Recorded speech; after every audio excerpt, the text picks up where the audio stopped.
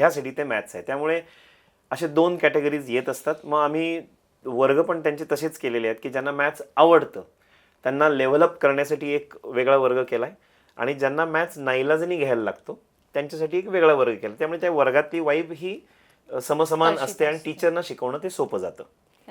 ज्यांना मॅथ्स, जसं मी ठरवलं होतं 10वी नंतर की जिथं मॅथ्स असेल तिथं अत्रे जाणार नाहीत, असं मी एक ठरवलं होतं त्यावेळेला.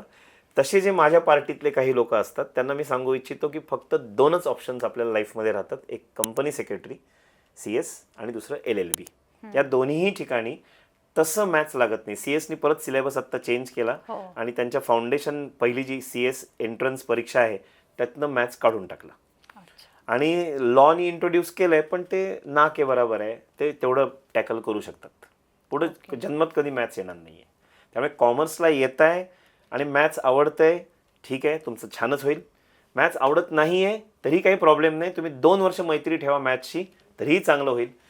नाहीच करायचं ठरलं तरीही हरकत नाही. 2 ऑप्शन्स आपल्याकडे आहेत. एक LLB आहे आणि दुसरं CS आहे.